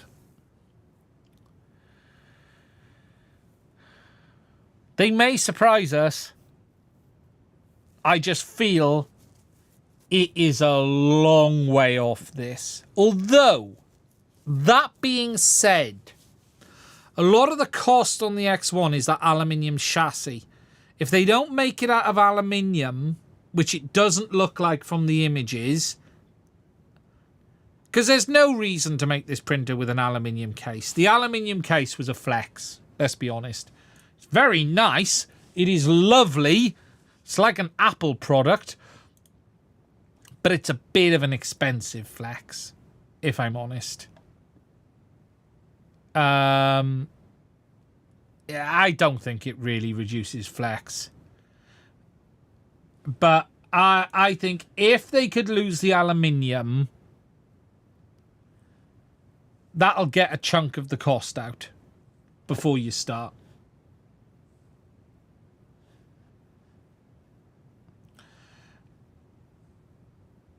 Yeah, no, it's I don't think it benefits the printer overall.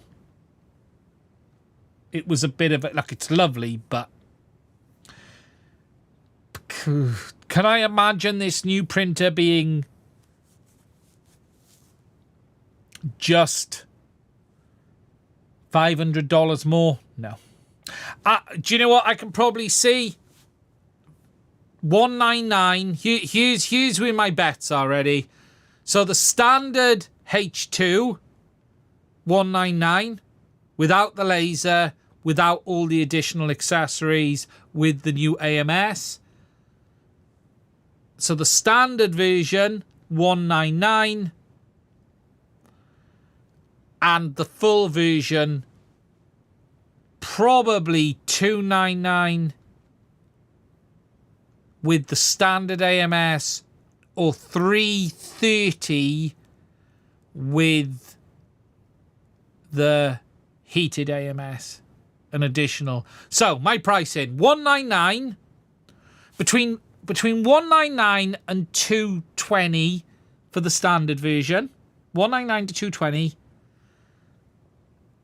and then $299 to $330 with the upper.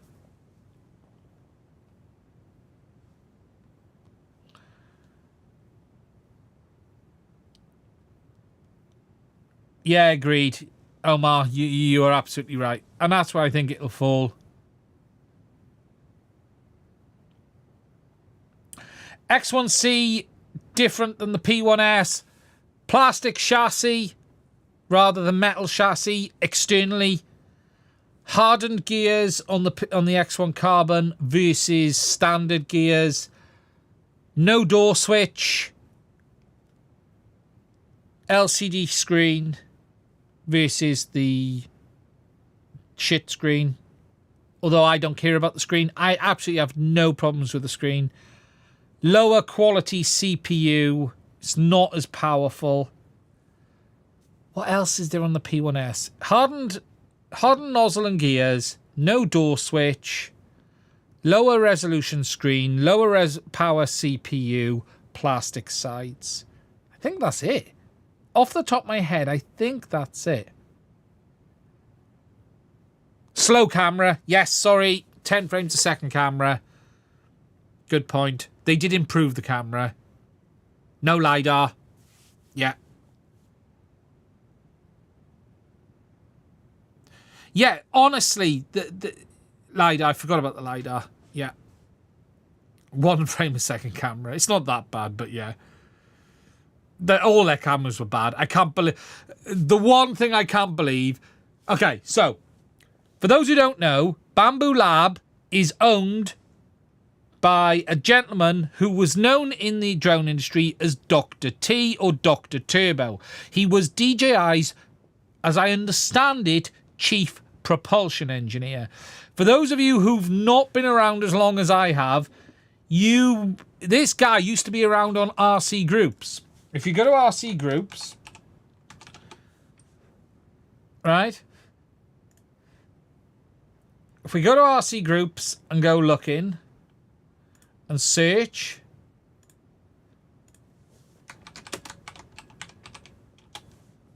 Dr. Turbo was his handle. And let me see if I can find him. Probably need to search for a user, don't I? Advanced search.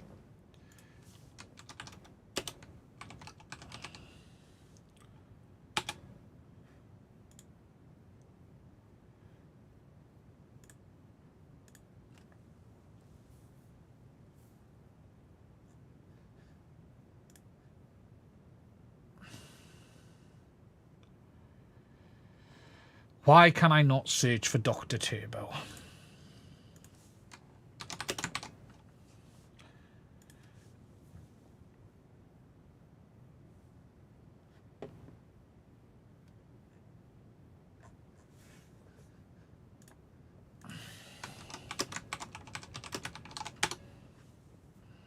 Do you know, RC Groups' search is terrible.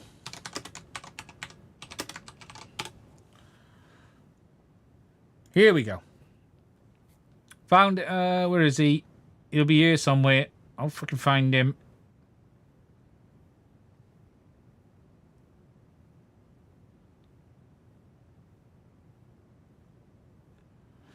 I will find him.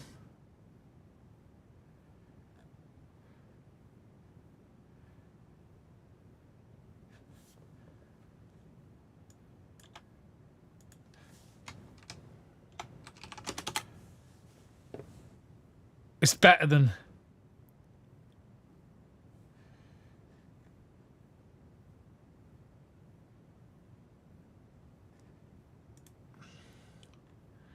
I forgot. RC Groups removed its bloody search, didn't it? Externally.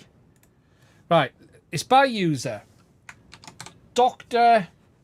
Why is it not coming up?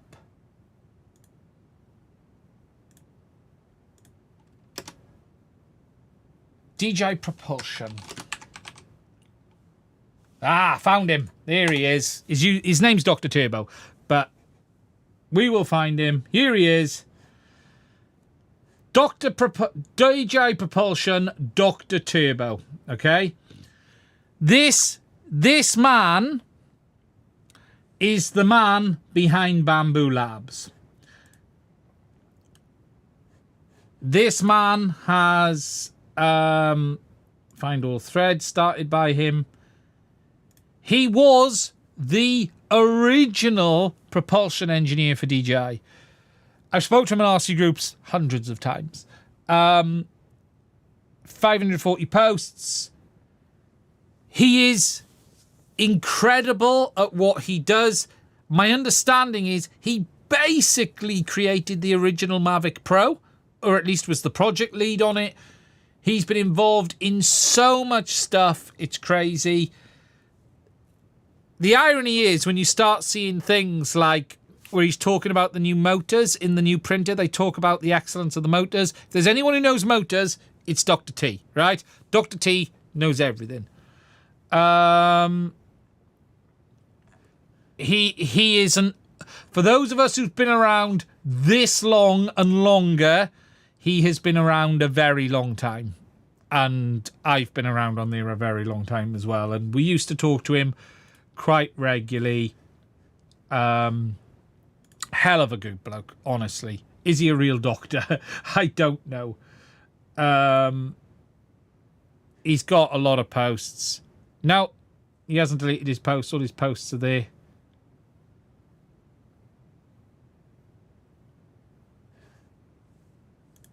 When you find it...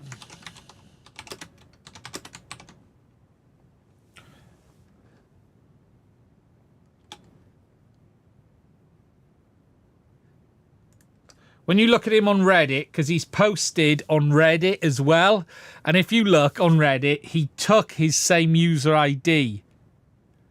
It's only one thread. No, he's got posts on in loads of threads. He only ever created one thread.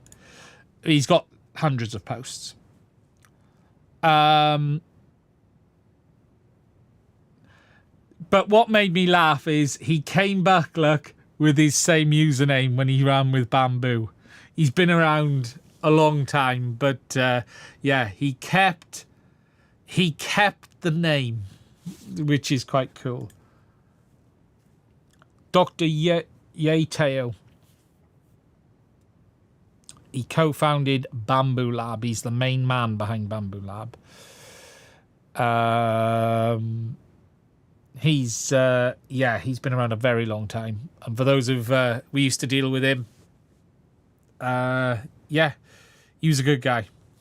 Back when DJI lessons, back when DJI used to listen. Back in the days with DJI would just, hey, we've got this new thing. We're going to send it to you. Tell us what you think. That's what DJI used to be like. And then they turned into this nasty corporate monster that they are today. But that's what happens when the Chinese government walked in and took over. But hey, that's a story for a whole other day. When something like 10% of DJI's top people all left in 2018 and 19. And if you want to know how that was all driven,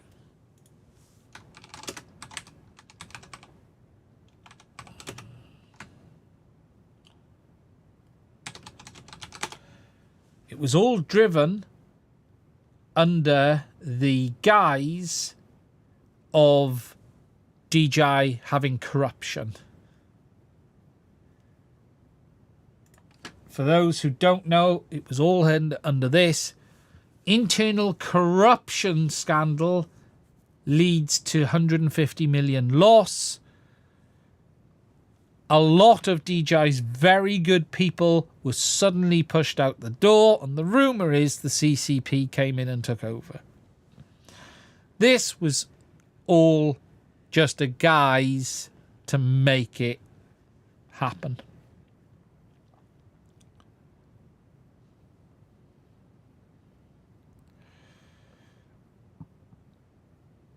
Now, don't get me wrong. I think there was a lot of dodgy stuff going on.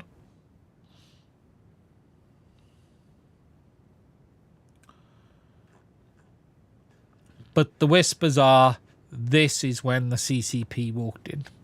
And here's something you will notice. And it's a final comment I'll make on this before we move on to INAV. This is the point where everything got grey and boring. This is the point where all Mavics basically started looking the same.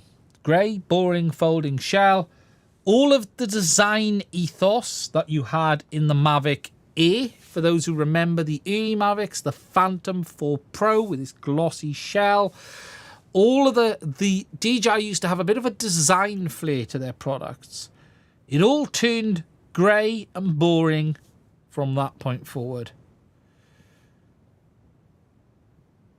We believe it's, from what we don't know, will the Bamboo H1 laser cut or just engraved? Don't know.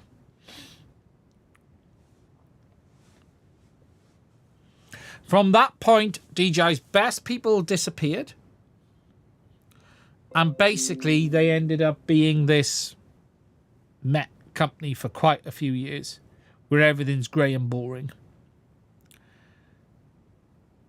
The A1 was phenomenal design. If you look at the A1, anyone who owned an A1, I still say it's like the Sony of drones.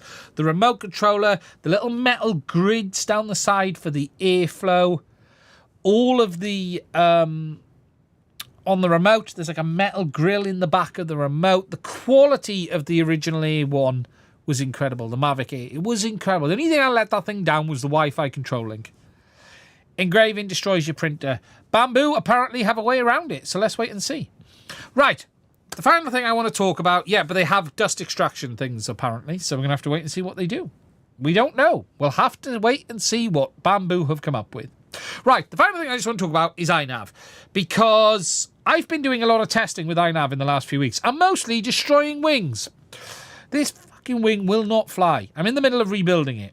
However, I have to say, I'm quite impressed with how INAV has moved on in the last sort of 12 to 18 months with its usability and setup. INAV always was a bit quirky for me. It was a bit, look, INAV and Betaflight have the same parents, is the term to use. They come from the same birthing canal. They come out of the same place, which is Clean Flight. And if you go back before bloody Clean Flight, you can, I can never remember. You go back far enough, but they all have fucking same lineage, and you go back far enough. But Betaflight definitely took some big strides forwards about 3 years ago, and iFlight seemed to get a bit left behind. I have to say today, from a configurator and setup perspective and easy use, I think INAV have actually nailed it. Really, really nailed it. And I tell you what made me notice this today was when I was looking at setting up ArdraPilot on a build, and just how clunky ArdraPilot is to set up now. If you just take INAV, when you flash it, you get to set what the frame type is. So you'll just go, oh, I want a wing. It does the mixers for you. It's very familiar if you're a Betaflight user. But since they've introduced this new board alignment tool and everything as well, I think it really has moved on. Now, I will be a happy man if I can actually get it to fly this fracking wing of mine, which I'm trying to get flying, which I've had to rebuild again. But I have to say how impressed I am with the setup and usability of INAV now. I honestly think it has come a long, long way. We've got INAV 8 now out. I still think the mode setup is a little bit quirky. I still think they can improve it.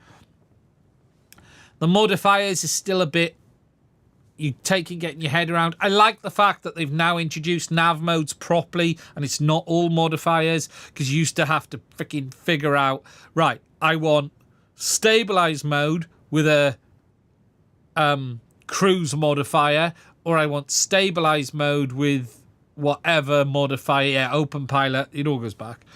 I like the fact that they got proper modes now. It's much better than it was. I'm hoping I can get this aircraft to fly with it. But really, I think INAV is something I want to start making a bit more content on. I have to say, Darren Lines has some fantastic videos on configuration on INAV as well.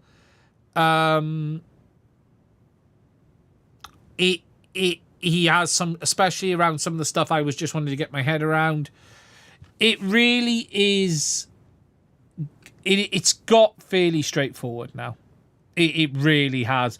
I'm looking probably to install INAV on this, the 8-inch LR.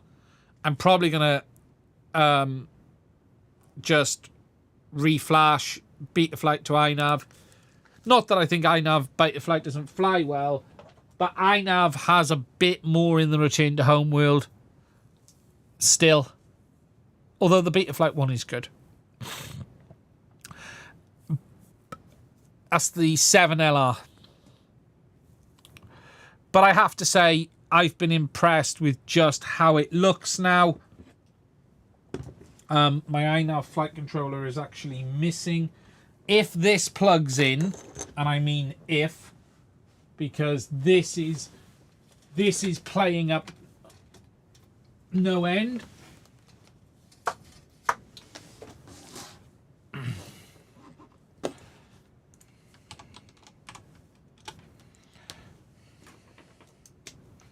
This is my Maytag that I've just given up on. Oh dear, yes, I think it's definitely given up on this now.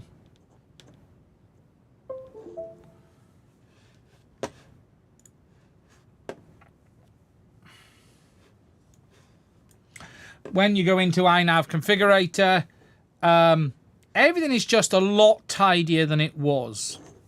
Sorry, this USB connection is dog crap. This flight controller is not...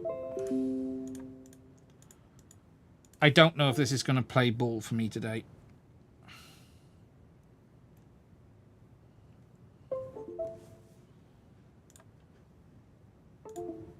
No, this flight controller is deaded.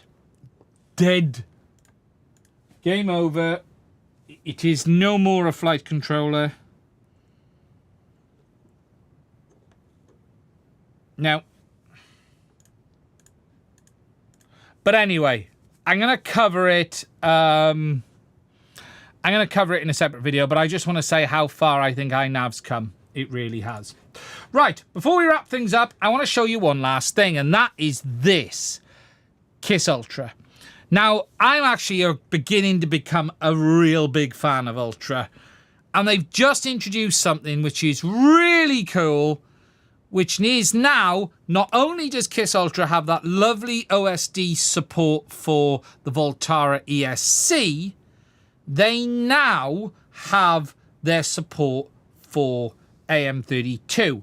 And this is an early look at it in the settings, but you now have the full AM32 configuration available via the menu system, so you can select the modes. You've got all of the multiple screens at the top.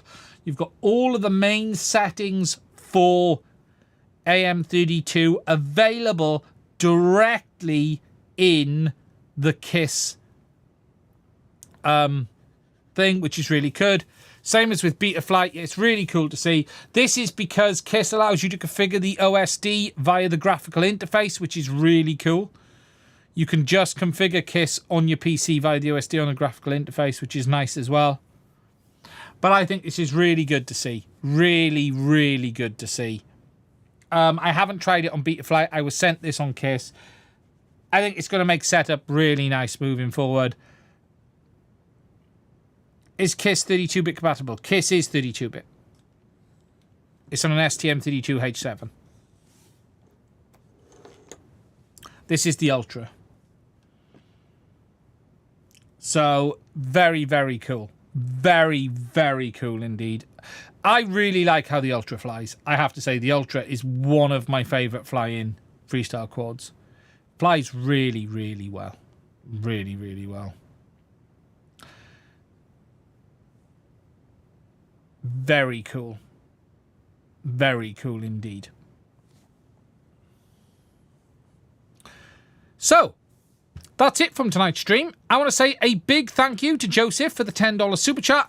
That's it from me, guys. Look after yourself. We will be back same time, same place next week. I might live stream in the middle of the week after the Bamboo launch because I'm going to find that very, very interesting. So I might do a quick live stream one night to talk about what we've seen. Be easier than recording a video, actually. So that would be cool. Thank you to everyone who supports the channel. There are some videos coming out this week. It's been a bit quiet. I know there are reasons for it. But look after yourselves. Stay safe. And I will speak to you soon.